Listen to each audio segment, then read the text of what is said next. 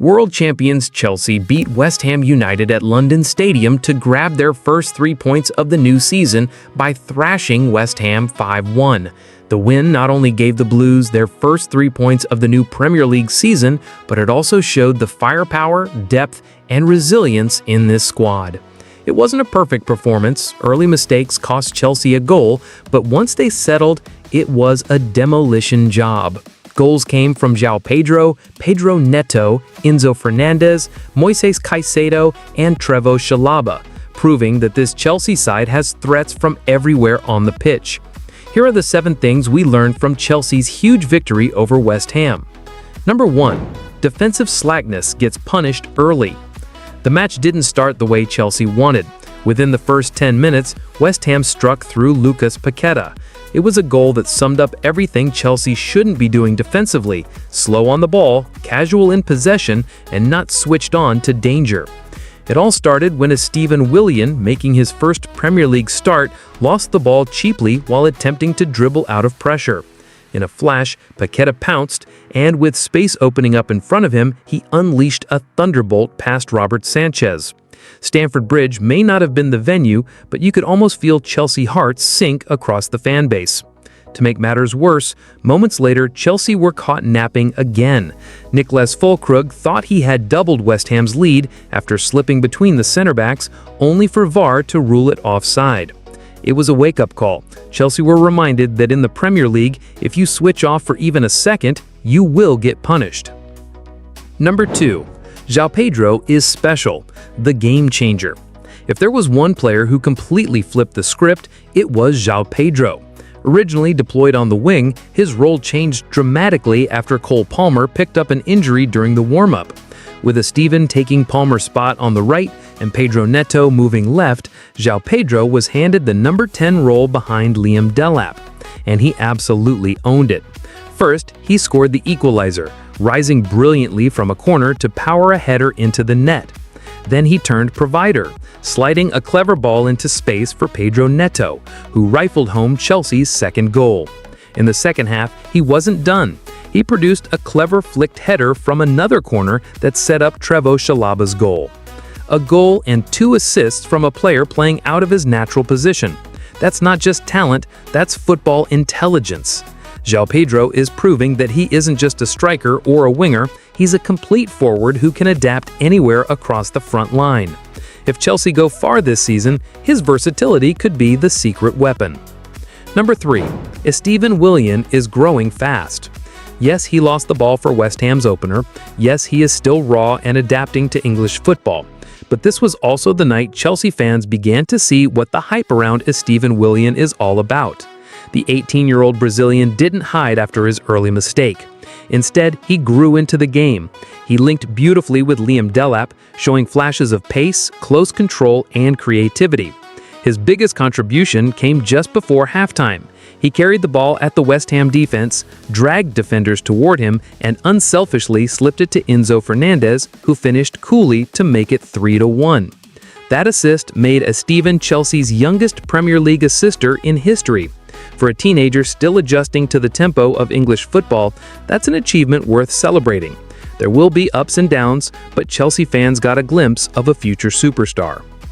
Number 4. Cole Palmer's absence, a blessing in disguise? Just before kickoff, disaster struck. Cole Palmer, Chelsea's creative heartbeat, pulled out of the starting 11 with a minor injury sustained during the warm-up. At first, it looked like a massive blow. After all, Palmer is the man who dictates tempo, creates chances, and often provides the magic spark. But in football, sometimes setbacks become opportunities. Palmer's absence forced Maresca to reshuffle, and it ended up working perfectly. Pedro stepped into the 10 role and dominated. Estêvão got his chance and delivered an assist. Pedro Neto stepped up with a goal. The message: this Chelsea squad has depth. It isn't a one-man show anymore. Palmer's return will only make them stronger, but the fact that Chelsea can score 5 without him is a sign of real progress. Number 5. Wesley Fofana is back, and it feels good. For Chelsea fans, one of the happiest sights of the night wasn't a goal, it was the return of Wesley Fofana. After being sidelined for more than 7 months, the French defender stepped onto the pitch in the second half, replacing Trevoh Chalobah. and he slotted right in. Calm, composed, and quick across the ground, Fofana reminded fans why Chelsea spent big to bring him in. He even made a crucial clearance late on to deny West Ham a second goal. His return is massive for Chelsea. Injuries have plagued the backline for too long. Having Fofana back alongside Chalobah, Disasi, and Badiashile gives Maresca real options. If Chelsea want to compete on multiple fronts, they need depth at center back, and Fofana could be a difference maker. Number 6. Liam Delap quiet, but no panic needed. While João Pedro stole the headlines, Liam Delap had a quieter game. He battled hard, held the ball up, and linked play decently, but he never really had a clear scoring chance. In the second half, he was replaced, and Chelsea looked sharper without him. But let's not overreact. Delap is still young, still adjusting, and still learning how to lead the line at this level. Strikers thrive on service, and with Pedro, Neto, and Estêvão pulling the strings, it's only a matter of time before Delap finds his rhythm. The good news for Chelsea, with João Pedro already firing, the pressure on Delap to deliver instantly is reduced. That gives him time to grow without carrying the entire scoring burden. And finally, let's talk about the managers. For Chelsea, this was the Maresca blueprint at its finest. Possession with purpose, attacking fluidity, and set-piece domination.